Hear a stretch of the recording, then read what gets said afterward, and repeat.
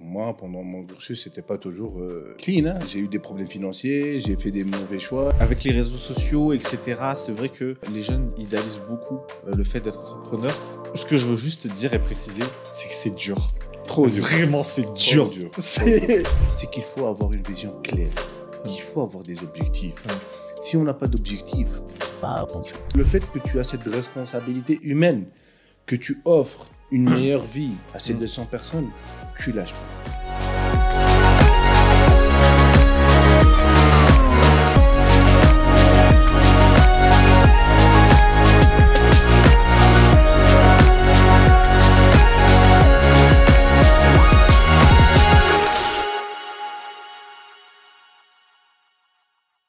Aujourd'hui, dans le podcast, j'ai le grand plaisir d'accueillir Habib. Habib, bonjour, bienvenue dans le podcast. Bonjour Axel.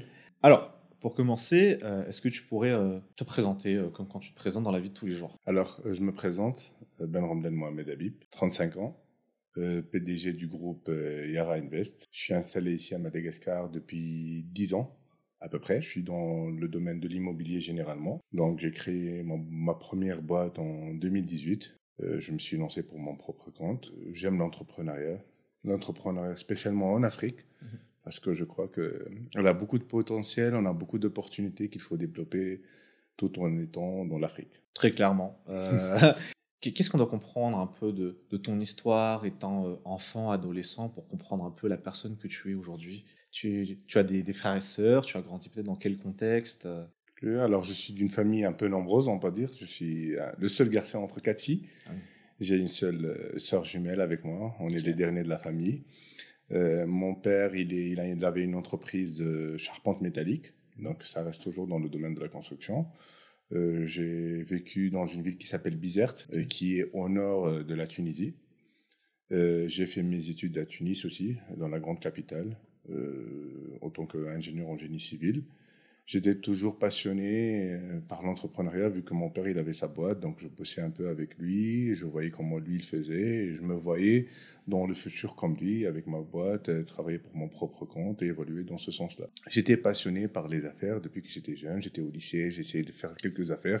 J'étais un mauvais commerçant, je gagnais jamais de l'argent, je perdais toujours, mais bon, le commerce n'était pas fait pour moi, mais voilà, c'est comme ça que j'ai commencé. C'est vrai que l'environnement dans lequel une personne grandit va énormément influencer sur la personne qu'elle va devenir. Et donc, c'est vrai que dans ton cas, toi, du coup, tu étais déjà dans un milieu où ça parlait entrepreneuriat et tout ça. Donc, de manière, j'imagine, naturelle, forcément, tu t'orientes dessus.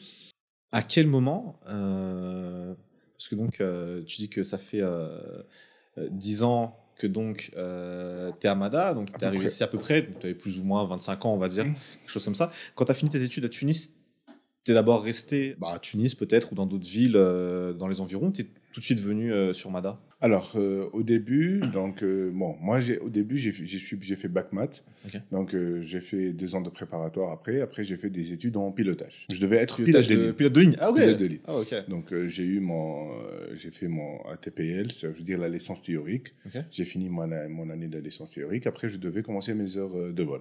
Pendant ce moment-là, premièrement, j'ai eu un petit accident, ce qui m'a fait que j'avais presque une inaptitude médicale, et en même temps, on avait quelques soucis financiers qui ne me permettaient pas de continuer à financer mes études de pilotage. C'est un truc qui coûte vraiment cher. Pour faire les heures de vol, il nous fallait $100,000 ou un truc comme ça, et on n'avait pas les moyens pour financer. À ce moment-là, j'ai pris la décision de me réorienter vers le génie civil, qui était le domaine de la famille, et j'ai continué encore 3 ans pour obtenir mon diplôme d'ingénieur en génie civil. En finissant ça, je travaillais avec un ami dans le monde événementiel, dans une ville qui s'appelait Hammamet, à Tunis. On avait un club qu'on gérait pendant une saison, et c'est là où j'ai appris beaucoup. Bon, cette personne qui est un ami m'a donné la chance, il m'a fait confiance, donc il m'a mis autant que gérant. Je travaillais sur la partie événementielle, je travaillais sur la partie sponsoring, je travaillais sur la partie stockage, je gérais les stocks, je gérais les sponsors, je gérais les clients. Et là, j'ai commencé à façonner, on va dire, ma personnalité dans le monde du travail. J'ai fait cette expérience. Après, à un moment, comme toute personne, comme tout jeune, je crois, je voulais découvrir à l'extérieur. J'ai commencé à chercher, j'ai cherché des boulots. Je me suis enfermé dans une chambre pendant un mois et j'ai posté dans tous les boulots partout dans le monde. Jusqu'à que j'ai réussi à décrocher un boulot à Athènes, en Grèce. Et je suis parti en Grèce. Donc, j'ai fait Athènes pendant 1 an, mais je me trouvais pas dans mon contexte. La monotonie, venir à 8h, faire me quitter à 17h, tu viens à 8h15, tu as 15 minutes de retard. Tu es toujours en événementiel là-bas? Non, c'était un autre domaine, okay. C'était dans un call center que j'ai trouvé un travail, je travaillais là-bas et c'était pas dans mon cadre. Il y avait une cousine qui m'a donné la chance, elle me dit « Ah, je vais partir à Madagascar pour des vacances, tu viens avec moi ?» Je suis venu ici. Quand je suis venu, je suis resté au début 1 mois pour des vacances. Et là, j'ai vu vraiment le potentiel qu'il y a à Madagascar, l'opportunité, et je suis tombé amoureux du pays. Athènes était plus beau, mais j'ai aimé Madagascar, je ne sais pas, j'ai aimé. J'ai dit un jour, je vais revenir ici. Après quelques mois, il y a mon premier recruteur, ici à Madagascar, m'a contacté, m'a dit « Ah, il y a une opportunité pour faire tel et tel projet, est-ce que tu veux venir ?» Et gérer tout. Je suis venu en tant que directeur de construction avec lui.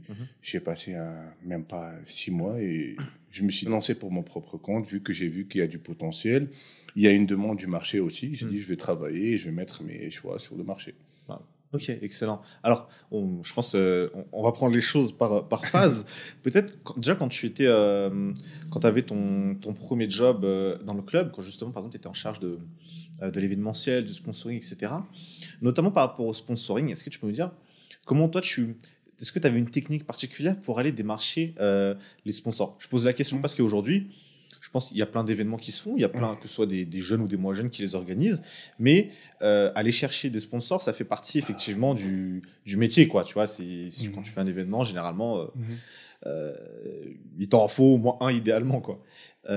Est-ce que tu as justement des petits conseils à partager sur, par exemple, comment tu construis ton dossier, comment tu approches les gens, tu vois, pour essayer justement de les emmener dans l'aventure? Alors, pour revenir sur ce point-là, l'expérience que j'ai eue sur le sponsoring, c'était dans l'université. J'appartenais à un mouvement qui créait des clubs dans l'université qui étaient gérés comme des entreprises. Donc, il y avait le bureau, président, vice-président, secrétaire général et trésorier, mais on avait des pôles. Pôle projet, pôle sponsoring, pôle événementiel. Et c'est là où on a ramené des formateurs qui nous ont formés comment faire des approches pour le sponsoring. La chose la plus importante, et ce que je vois si on adapte ça au marché malgache au jour d'aujourd'hui, c'est que les gens montent des dossiers de sponsoring, mais il n'y a pas de ciblage. Donc lui, il a un événement qui tourne autour, je dis n'importe quoi. Exemple, là, l'entrepreneuriat. Il va demander comme sponsor une société ou autre chose qui n'est pas intéressée par ce domaine-là. Donc vraiment, déjà, il faut faire le ciblage. Première étape. Deuxième étape, pour faire du sponsoring, il faut avoir un bon réseautage. Il faut connaître les gens. Okay? Il faut savoir vendre l'idée et la vision.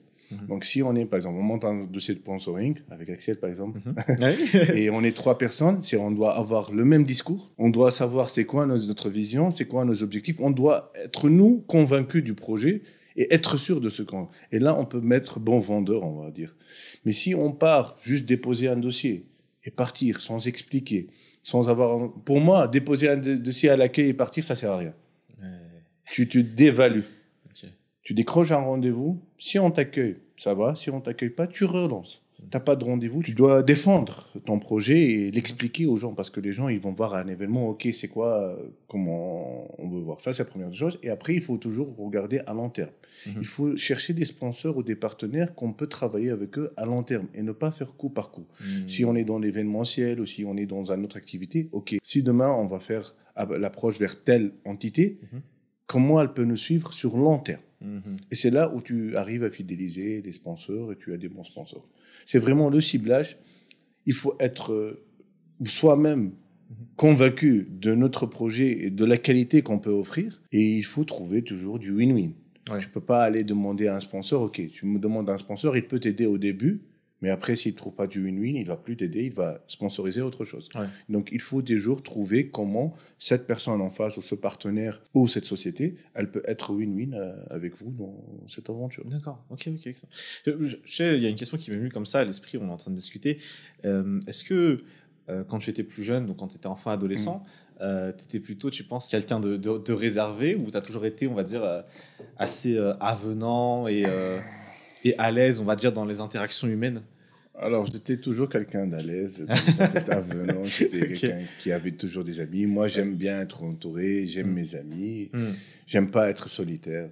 J'étais toujours comme ça. Ok, d'accord. Ok. Alors ensuite, tu finis donc le boulot et puis tu cherches à découvrir d'autres horizons, d'autres pays, d'autres cultures. Peut-être la question là que je me pose du coup aujourd'hui, c'est à aucun moment tu as pensé à reprendre la société de ton père J'ai pensé à reprendre la société de mon père, mais c'était un défi un peu dur, on va dire, pour moi, ou difficile. Et je voulais me lancer pour mon propre compte. Je voulais pas travailler dans l'entreprise familiale et je voulais faire mon propre chemin, créer ma propre expérience. Après, mon père aussi, à un moment, c'est lui qui m'a poussé. Il m'a dit, va découvrir ailleurs. Le marché, il est un peu saturé en Tunisie. Il y a un peu de concurrence. Donc, lui-même, il m'a encouragé d'aller vers l'extérieur. Alors là, ce que je trouve incroyable, c'est qu'en fait, t'es arrivé à Mada et en 6 mois, tu te lances à ton propre compte. Je pense, bon, déjà, il faut un minimum de courage, je pense, parce qu'il y en a beaucoup qui sont sur place peut-être et qui existent depuis des années à se lancer ou pas. Du courage et du soutien. Du soutien, ok. Ouais. Alors, j'ai eu beaucoup de soutien. J'ai eu du courage, oui, mais j'ai eu beaucoup de soutien parce que j'ai connu ma femme dans cette période-là. Et elle m'a toujours encouragé. Elle m'a dit, tu as du potentiel, aie confiance en toi, va te lancer pour ton propre compte. Pourquoi? Et ce soutien-là, il compte beaucoup parce que des fois, il y a des gens qui veulent se lancer pour leur compte, mais ils n'arrivent pas parce que personne ne les aide. Après, au début, il y a eu beaucoup de défis, comme quand tu te lances. Donc, il y a les défis financiers. Il y a d'autres défis qui sont sur le marché. Et aujourd'hui, la différence entre un entrepreneur et un autre, c'est que tu dois t'adapter à ce défi-là. Nous, on a un grand manque de financement sur toute l'Afrique, pas que à Madagascar. Donc, les gens entrepreneurs aujourd'hui, ils n'ont pas la facilité de financement, tandis que dans d'autres pays, c'est facile d'avoir un soutien financier avec des sociétés ou des entités spécifiques. Nous, on a ce manque-là, qui est un des plus grands défis, je crois, pour chaque jeune entrepreneur qui n'a pas un grand soutien financier derrière lui. Mais c'était pas que du courage, c'était du courage et du soutien. Et le marché demandait aussi.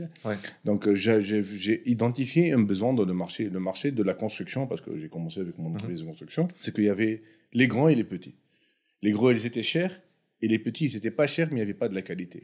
Et moi, je suis venu, j'ai dit, pourquoi je n'offre pas de la bonne qualité à un très bon prix? Et j'ai défendu cette idée-là, et voilà, j'ai pris des risques. C'est qu'il faut prendre des risques pour avoir. Surtout quand tu viens de la construction, il te faut des cartes visite. Quand il faut dire que j'ai fait tel projet. On parlait tout à l'heure en coulisses, et je t'ai dit, moi, j'ai fait tel projet. Quand tu as fait des projets, c'est plus facile de décrocher d'autres projets. Mais quand tu n'as rien dans tes cartes visite, tu peux pas dire, moi, j'ai fait ça et j'ai fait ça. C'est plus difficile d'avoir des projets. Et justement, donc dans ce cas-là, et comme tu dis, je pense que c'est un problème que tout entrepreneur rencontre, c'est que tu n'as pas on va dire, la crédibilité des réalisations passées que tu as faites. Comment est-ce que tu fais pour décrocher, par exemple, du coup, le premier contrat quand tu n'as pas ça, justement, et que tu n'as pas les mêmes armes que ceux qui sont sur le marché? Il faut avoir confiance en soi. Il faut se mettre devant une personne, ne pas hésiter, être convaincu de nos idées, de notre vision, de nos objectifs. Moi, je vaux ça, je peux faire ça, voilà ce que je peux faire, et bosser dur. Quand on a confiance en soi et on bosse dur, le résultat, il viendra. Demain, après-demain, après une semaine, un mois, il viendra. Il faut avoir confiance en soi, il faut avoir le bon chat. On est vendeur, on n'est pas vendeur. Il y a des gens qui savent vendre des projets, il y a des gens qui ne savent pas vendre des projets. Quand on se met face à un client, il y a des gens qui arriveront à vendre, il y a des gens qui il a les meilleures compétences techniques, mais il n'arrive pas à vendre. Mais ça, c'est très important ce que tu dis. Et ça, avec les personnes que je côtoie, j'en parle de temps en temps. C'est vraiment le fait que, académiquement, tu n'es pas formé pour vendre. On t'apprend peut-être à comment créer le service que tu vas vendre ou le produit, mais on t'apprend pas la vente. Alors que c'est ça qui va faire la différence entre un entrepreneur qui s'en sort et un entrepreneur qui s'en sort pas. C'est sa capacité à vendre, justement. Une boîte qui fait pas de chiffres, c'est une boîte qui meurt. Est-ce que tu as des conseils, là aussi, un peu comme ce que je te posais par rapport au sponsoring, sur comment approcher quelqu'un, et est-ce qu'il y a des différents leviers qu'on peut activer en fonction des personnes, tu vois, est-ce que j'ai n'importe quoi, est-ce que c'est dans la gestuelle, est-ce que c'est dans la façon de s'habiller, ou est-ce que c'est vraiment sur le slide de présentation que tout se joue? C'est quoi qui fait en fait que justement une personne n'arrive à bien vendre et une personne n'arrive tout simplement pas à vendre? Alors, pour répondre à ta question, je vais partager en deux phases. Première chose, Comme tu as dit, il y a des gens qui sont forts en côté théorique ou technique, mais ils ne sont pas bons vendeurs. C'est pour ça que quand on crée une entité, il faut être bien entouré autour d'une table. Et chacun, moi je pourrais pas faire le travail d'un vendeur, l'autre il pourra pas faire. Chacun il a sa tâche et chacun. Donc si tu n'es pas bon vendeur, il faut recruter quelqu'un ou ramener un associé avec toi que lui il est bon vendeur. Il y a des gens qui savent pas vendre, mais dans le technique ils sont pas forts. Donc il faut être bien entouré. Après, si tu as quelques qualités mais tu veux les améliorer, on peut, l'image, heureusement et malheureusement, elle a beaucoup au jour d'aujourd'hui, quand tu sais t'habiller, tu sais te présenter, c'est plus facile de décrocher un contrat ou un partenariat ou un sponsoring ou autre chose qu'une personne qui ne sait pas parler, ne sait pas s'habiller, etc. L'image, elle compte beaucoup dans notre monde. C'est une réalité, on le veuille ou on ne le veuille pas. Donc il faut savoir s'habiller, savoir se présenter. Quand on est dans la salle d'attente, il faut savoir s'asseoir, comment parler au téléphone, parce que c'est des petits détails, comme c'est dans un entretien, qui comptent jusqu'à la signature du contrat.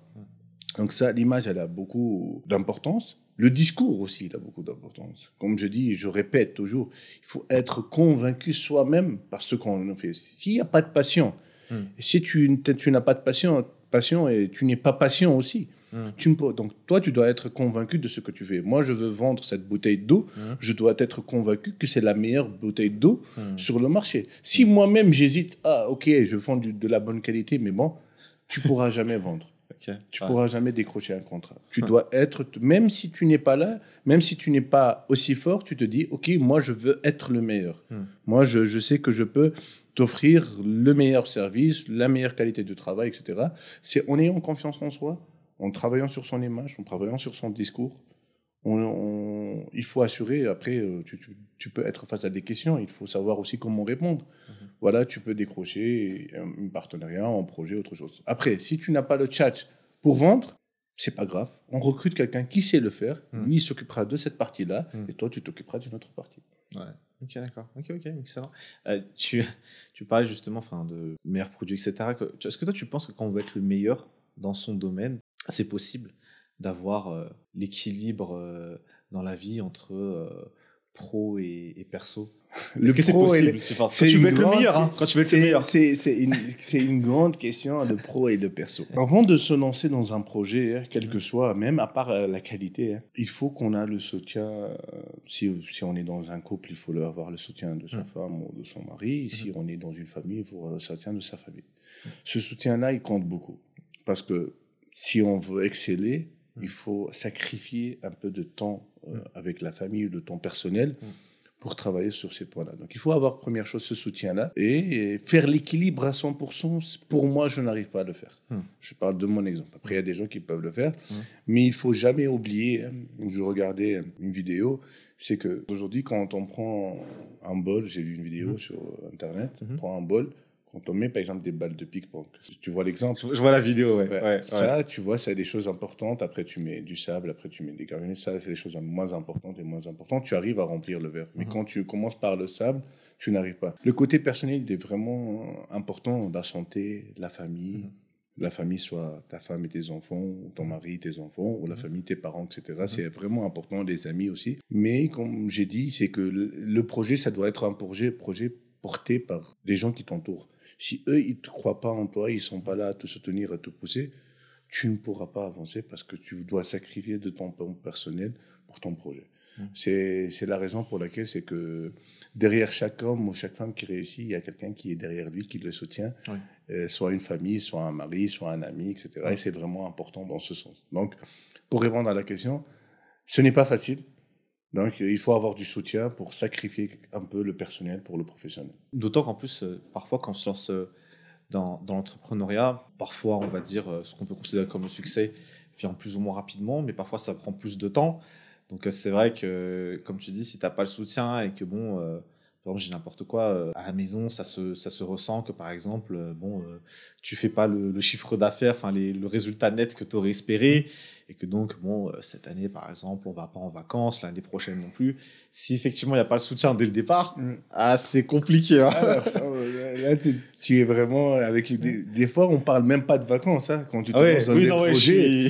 Pour ton propre compte, tu n'arrives même pas à finir ton mois, à payer ton loyer, tes charges fixes. On parle pas. Et là, si tu as une femme ou un mari qui te soutient pas, là, c'est un grand problème. C'est pour ça que un projet, si on veut se lancer dans l'entrepreneuriat, on doit avoir le soutien des gens qui nous entourent. C'est obligatoire.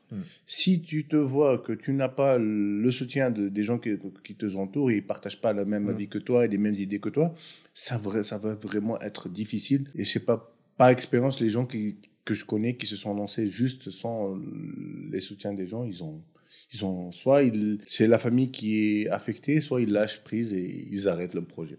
Aujourd'hui, tu es à la tête donc, du groupe que tu as créé. Bon, une fois qu'on a plusieurs entreprises, bon, j'imagine l'activité quand même tourne bien, tu vois. C'est quoi la vision aujourd'hui que tu souhaites porter? C'est quoi parce qu'au-delà de la réussite professionnelle, de ta réussite professionnelle, à quoi tu aspires? Alors, je n'ai pas encore réussi professionnellement pour moi. Hein. Donc, j'ai encore d'autres objectifs. Il est je sais bien. Je n'ai pas encore réussi.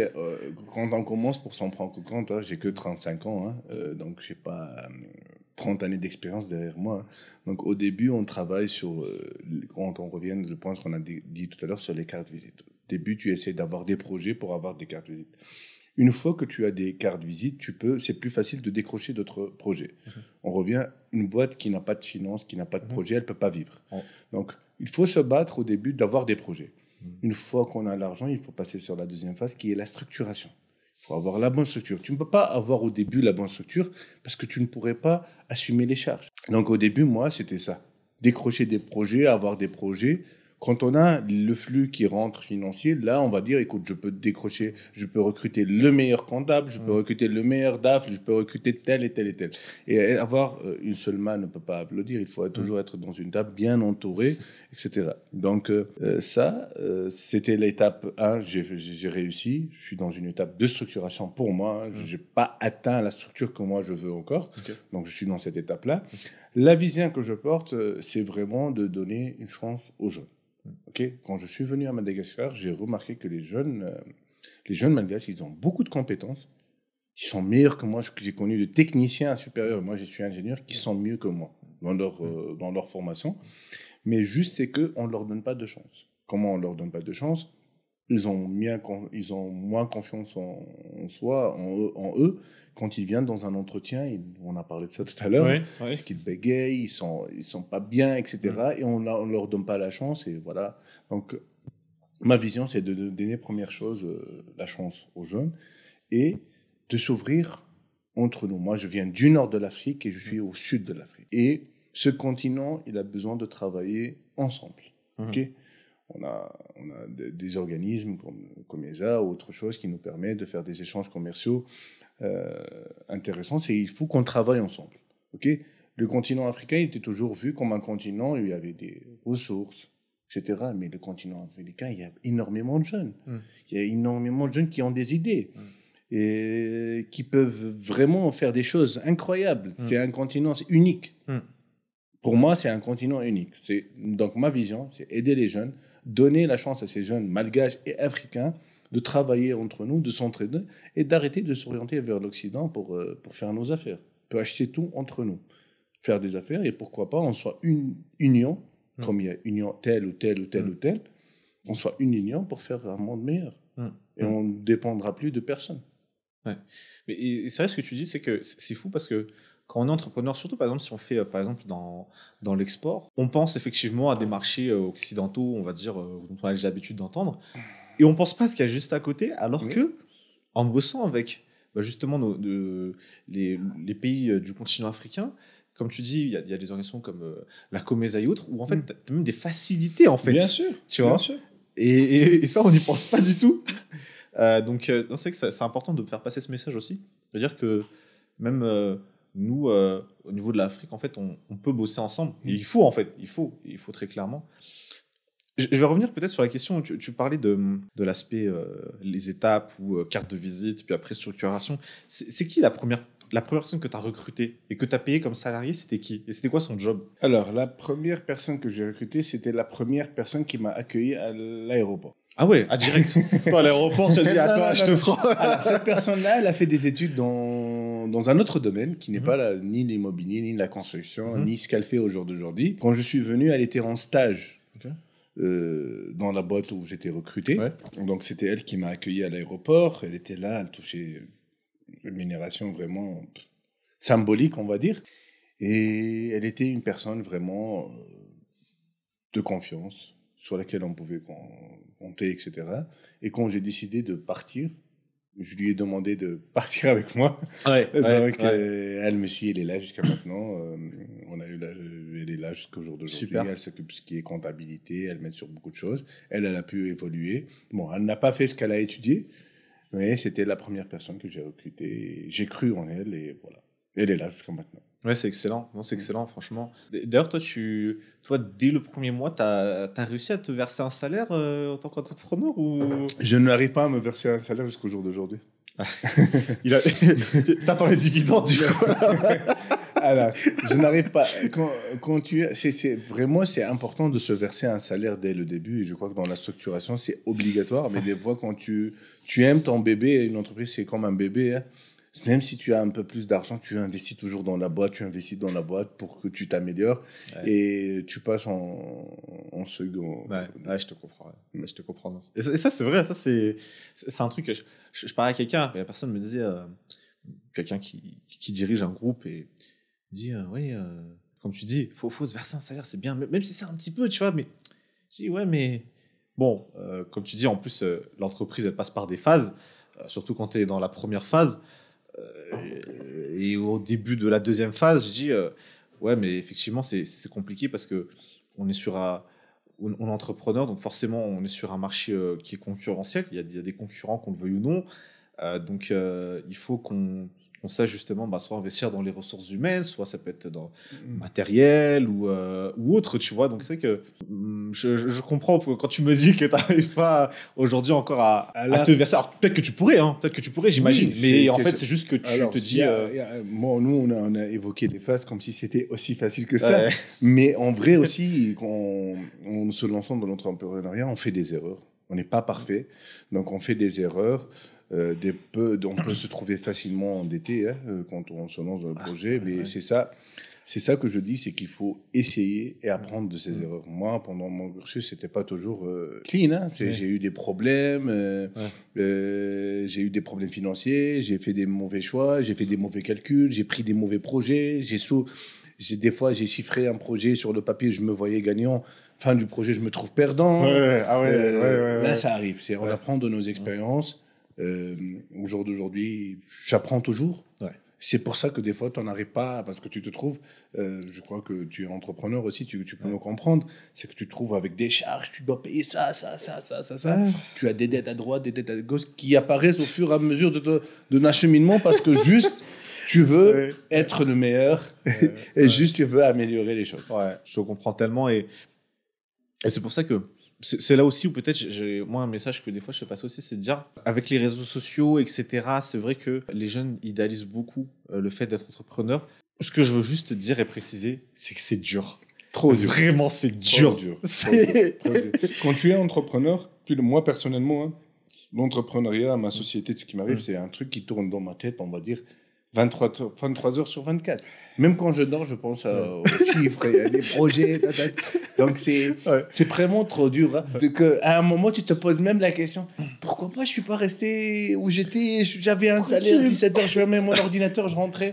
Et c'est là où il y a la différence entre un qui baisse les bras et un autre qui ne baisse pas les bras. Tu auras toujours des bons choix, des mauvais choix. Donc, il faut juste apprendre de ce qu'on a vécu. Peut-être on s'est dit, on a appris, mais on refait des mêmes erreurs. C'est pas grave. La différence, c'est qu'on peut faire des erreurs. Parce que c'est là où il y a l'expérience. C'est pas l'âge. C'est pas parce que lui, il a 50 ans et toi, tu as 30 ans parce que lui, il a plus d'expérience que toi, parce qu'il a 50 ans. Non.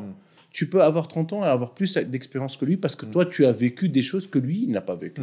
C'est en essayant, en se mettant dans des situations, c'est là qu'on acquiert de l'expérience et c'est là qui fait la différence entre X et Y dans l'évolution de leur vision, autre chose. Après, il y a un autre point qui est vraiment important, c'est qu'il faut avoir une vision claire.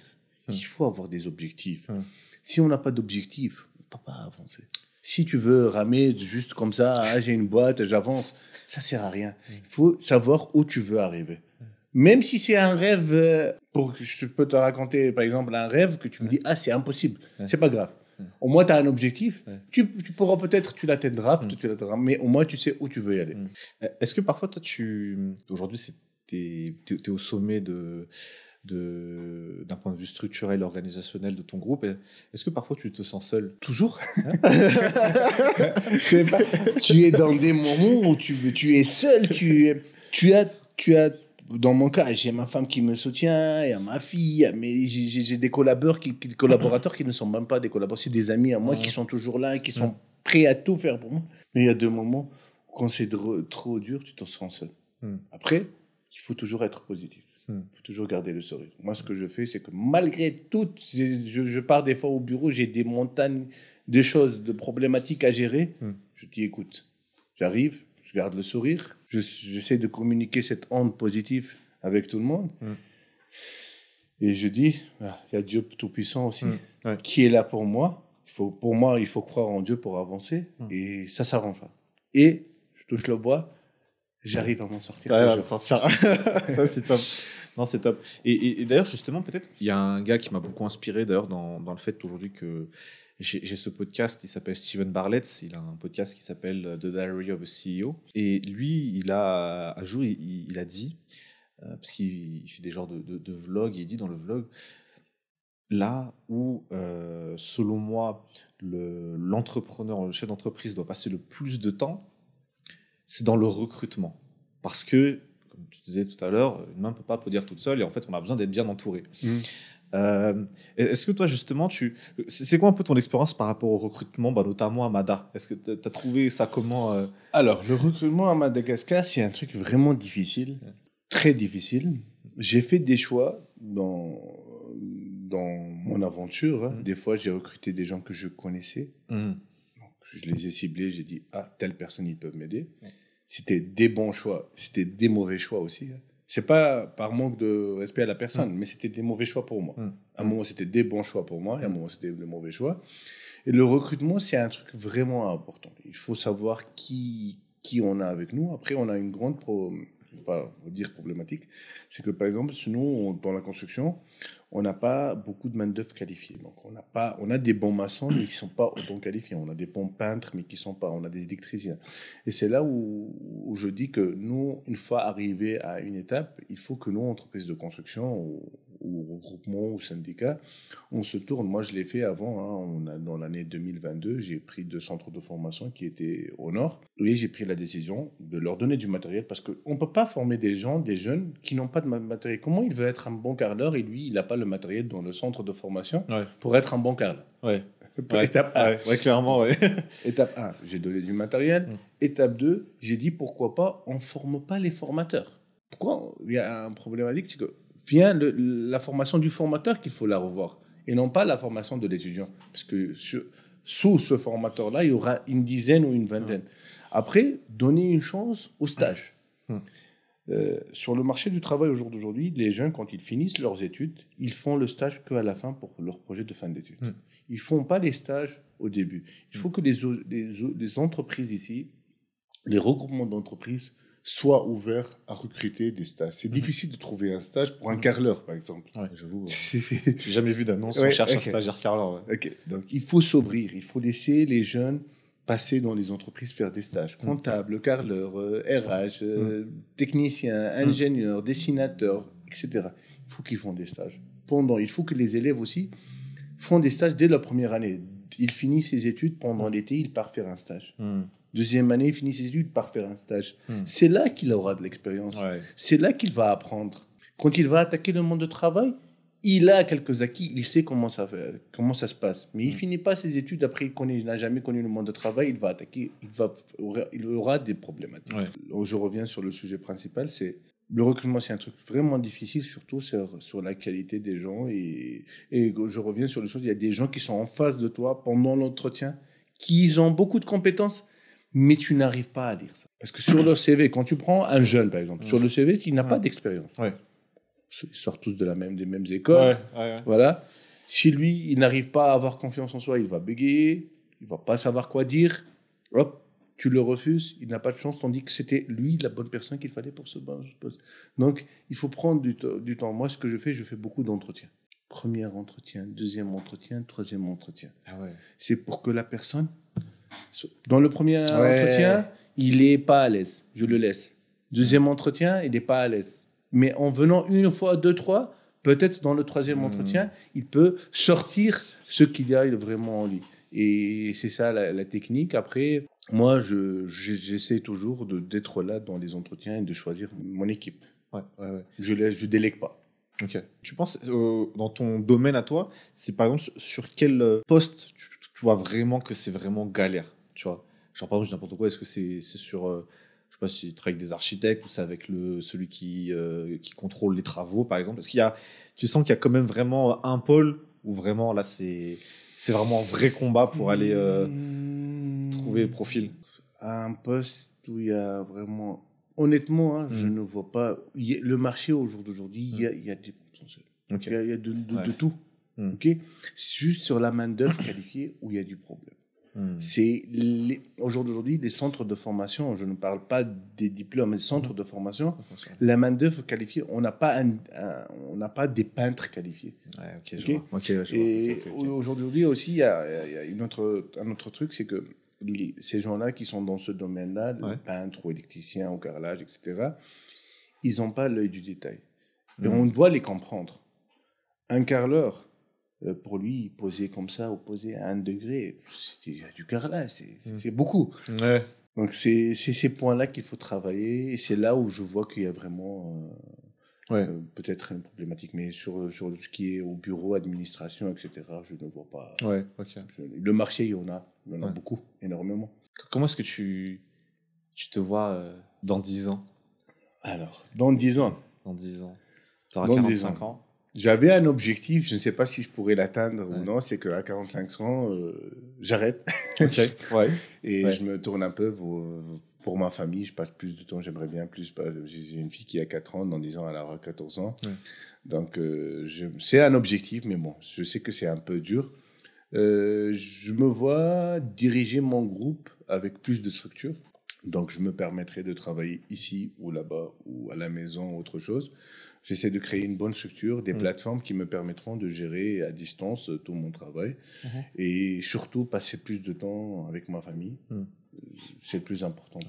En ce moment, d'ailleurs, quand tu sens que tu as besoin d'un temps pour toi, d'un temps pour te ressourcer, ou pour prendre le temps de réfléchir tout seul, comment tu fais aujourd'hui? Est-ce que tu es le genre de personne, je sais pas, tu marches, tu lis un livre, je sais pas, est-ce que tu as des trucs en particulier que tu aimes faire? Je prie. Ok. C'est quand je vois que c'est un peu trop difficile ou j'ai besoin d'un peu de temps, je me retourne vers Dieu et c'est le seul moment où vraiment je suis entre moi et je réfléchis pas à autre chose. J'aime la nature aussi. Donc, j'ai la chance, j'ai un projet du côté de Montasso, donc je pars pour visiter ce projet-là. Je me mets un peu devant la verdure, je respire un peu, c'est la chose qui me permet vraiment de se ressourcer. Après, revenir des fois à l'origine, des fois, je pars en Tunisie, voir ma mère, manger nos plats traditionnels, etc. Rester dans le petit salon comme on a été d'avant, sur un petit matelas, ça me ressource beaucoup et ça me donne beaucoup d'énergie pour rebondir et avancer. Wow. Et d'ailleurs, c'est vrai, tu es toujours souvent en relation, par exemple, avec tes sœurs Oui, on se parle chaque jour, on a un groupe de famille, comme tous les groupes de WhatsApp. On se parle, on voit leurs enfants, ils envoient des photos. Moi, je suis quelqu'un qui aime beaucoup sa famille, j'aime beaucoup mes sœurs, ma mère, mon père aussi, mais j'ai perdu mon père dans l'année 2022.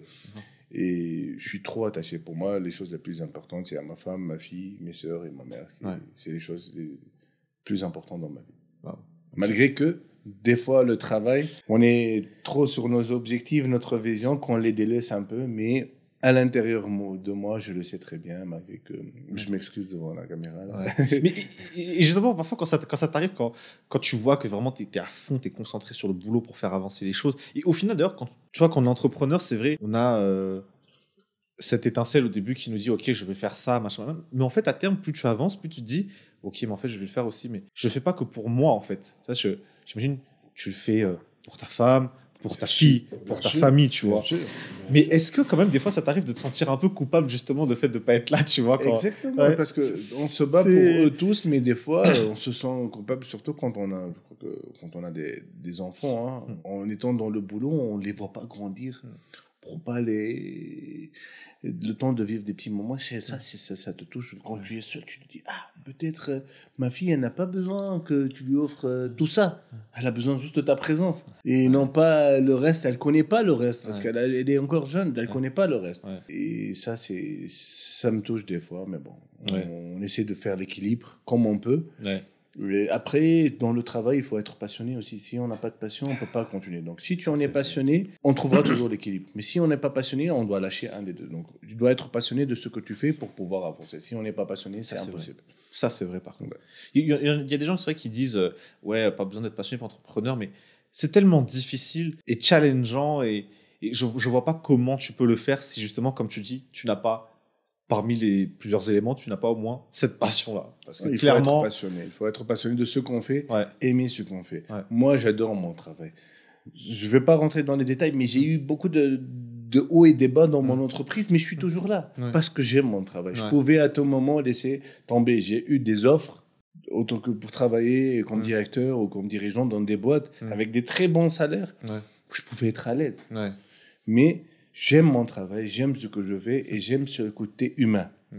Au jour d'aujourd'hui, dans notre boîte, on a en tout 200 personnes. Hein, et tu dois... Moi, je dis, écoute, grâce à toi, il y a 200 familles. Parce que quand tu as 200 personnes, s'ils sont mariés, tu as 400 personnes. S'ils ont des enfants, tu as 600 personnes. Donc, le fait que tu as cette responsabilité humaine, que tu offres une meilleure vie à ces 200 personnes, tu lâches pas. Moi, c'est cette partie humaine qui me tient, qui me donne de l'énergie, qui me ressource chaque jour. Quand je fais une réunion, surtout quand tu es dans le domaine de la construction, tu es face à des gens sur des chantiers, des manœuvres, c'est des gens simples, qui eux vraiment se battent pour les 10 000 ADA et qui les gagnent fin de la journée. Hein. Et en leur offrant cet avantage, en leur améliorant, en leur donnant de la chance, on leur donne des petits bonus, ça je suis content. Je suis heureux, j'ai eu mon plaisir, c'est le plus important pour moi. Wow. Quand tu as un projet, c'est pas que pour moi. Ok, bon, c'est vrai, on travaille pour l'argent, on travaille pour avoir. Ok, mais mon plaisir, c'est cette relation humaine et que je sais que grâce à moi, il y a des gens il y a des familles qui arrivent à être bien, des familles qui arrivent à manger même. Il y a des gens qui galèrent juste, qui travaillent pour manger. Hein.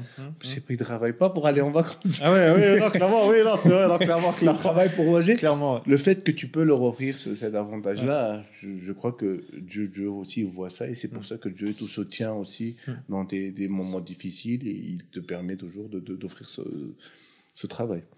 Écoute, on approche de la fin de notre discussion. Déjà, je voulais te demander, avant que je pose ma dernière question, c'est est-ce qu'il y avait peut-être des sujets ou des thématiques peut-être que tu aurais aimé qu'on aborde, mais qu'on n'a pas abordé en particulier?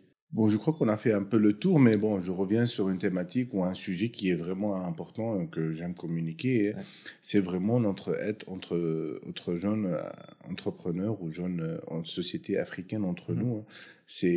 Il faut qu'on s'entraide entre nous. Il y a du potentiel, il y a des ressources, il y a tout ce qu'il faut. Le marché africain, il est juste un peu spécial parce qu'il faut toujours s'adapter. Il y a un manque d'infrastructure des fois, il y a un manque de financement, et d'autres manques. Il faut s'adapter. Il est un peu spécial, c'est pas des standards ou des process standards qu'on peut les suivre. Il faut s'adapter. Chaque pays, il faut s'adapter. Madagascar, c'est Madagascar. La Tunisie, c'est la Tunisie. Le Gabon, c'est le Gabon. Côte d'Ivoire, chaque pays, il faut s'adapter. Mais je veux communiquer que à nous de créer la différence, à nous de bâtir un monde meilleur, entre Africains, entre nous, entre jeunes, et voilà, et qu'on a tout ce qu'il faut et arrêter de regarder vers l'extérieur. Voilà, c'est le sujet qui me tient et c'est ma vision principale, et c'est un combat, et qu'on travaille toujours, et qu'on arrête de commenter, de dire, il y a des gens qui commentent toujours, commentent, mais toi, fais quelque chose. Ouais. On dit arrêtez de commenter et passer à l'action. Toi, ce que tu as fait avant de commenter les autres, toi, ce que tu as fait. Fais-toi avant. Après, comme tu as le droit de commenter. Mais si toi, tu ne fais rien, tu fais que commenter, ça ne sert à rien. Il y a des gens, je prends un exemple. Les gens, ils disent ah, c'est sale le quartier. Mais toi, devant chez toi, c'est sale. Tu nettoies pas parce que c'est devant chez toi, c'est pas chez toi. Sors la messe devant chez toi, nettoie devant chez toi. Et voilà. L'autre, il fera de même. L'autre, il fera de même. Et la ruelle devant chez toi, elle sera propre. D'aller commenter, dire ah, c'est sale, ça ne sert à rien pour moi. À mon avis, arrêtez de commenter, travailler, commencer par soi, être unis et bâtir un monde meilleur autour de l'Afrique. Super. Alors, Habib, peut-être ma dernière question, ce serait qu'est-ce que tu dirais au Habib d'il y a 10 ans? Alors, ma réponse, elle est simple. C'est que je le remercie pour toute la vision et le courage qu'il m'a donné pour être où je suis au jour d'aujourd'hui. Voilà. Super, comme quoi, continuez de croire en vous. Habib, merci beaucoup pour ce partage. Merci à toi. Et nous, ce qu'on te souhaite, c'est le meilleur, que tu puisses accomplir tout ce que tu souhaites, aussi bien dans tes projets pro que perso. De même. Et encore une fois, merci. Merci à toi. Merci beaucoup.